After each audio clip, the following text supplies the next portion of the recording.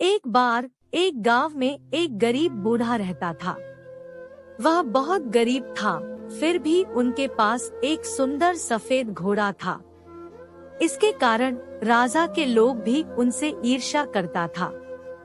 उसे उस सफेद घोड़े को बेचने के लिए राजा के तरफ से अच्छी कीमत दी गई थी, लेकिन बूढ़ा आदमी यह कहते हुए मना कर देता था, यह मेरे लिए सिर्फ घोड़ा नहीं है, वह एक व्यक्ति और मेरा अच्छा दोस्त है।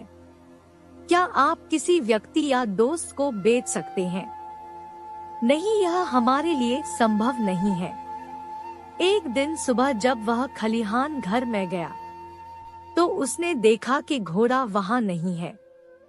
यह खबर गांव में जल्दी फैल गई और पूरा गांव उनके घर पर जमा हो गया। गांव वालों ने कहा, तुम मूर्ख बूढ़े हो। हर कोई उस घोड़े को पाना चाहता था।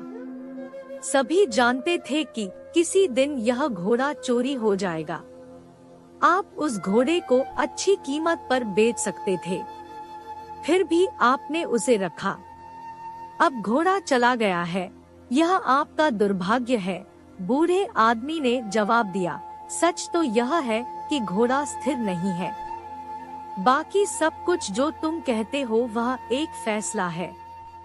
आप कैसे जानते हैं यह दुर्भाग्य है या नहीं? लोगों ने जवाब दिया, हमें मूर्ख मत बनाओ। आपका सफेद घोड़ा चला गया है, यह आपका दुर्भाग्य है। गांव के लोग उस पर हंसे और चले गए।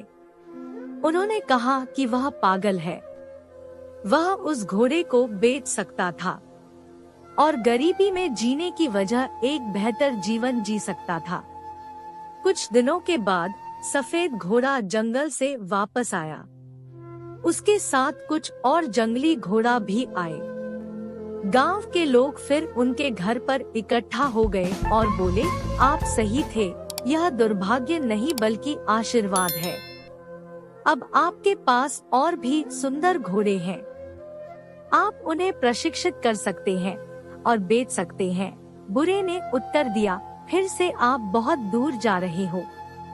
बस आप यह कहे कि घोड़ा वापस आ गया है और अधिक घोड़ों का होना एक आशीर्वाद है। यह केवल एक टुकड़ा है, एक दिन यह भी गुजर जाएगा। इस बार गांव के लोग चुप रहे। बूढ़े आदमी के इकलौते बेटे ने घोड़ों को प्रशिक्षित करना शुरू कर दिया। कुछ दिनों के बाद उन जंगली घोड़ों को प्रशिक्षण देने के दौरान बूढ़े का बेटा घोड़े से गिर गया और उसके पैर टूट गया। इस बात को सुनकर गांव के लोग इकट्ठे हो गए और बोले, आप ठीक कह रहे थे, अधिक घोड़ा होना कोई आशीर्वाद नहीं है।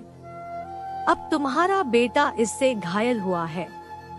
इस बुढ़ापे में अपने अपाहिज बेटे का क्या करोगे? बूढ़े ने उत्तर दिया, इतनी दूर मत जाओ, इतना ही कहो कि मेरे बेटे की टांग टूट गई है। कौन जानता है कि यह दुर्भाग्य है या आशीर्वाद? किसी को नहीं मालूम। एक महीने बाद युद्ध के कारण गांव के सभी युवाओं को सेना में भर्ती होने के लिए मजबूर होना पड़ा। इसीलिए युवाओं के माता पिता और गांव के सभी लोग रो रहे थे। गांव के लोग बूढ़े आदमी के पास आए और कहा, हमारे बेटे हमेशा के लिए चले गए। आपके बेटे की चोट लगना वरदान साबित हुई है। कम से कम वह जिंदा है और आपके साथ रह रहा है। बूढ़े ने उत्तर दिया, कोई नहीं जानता।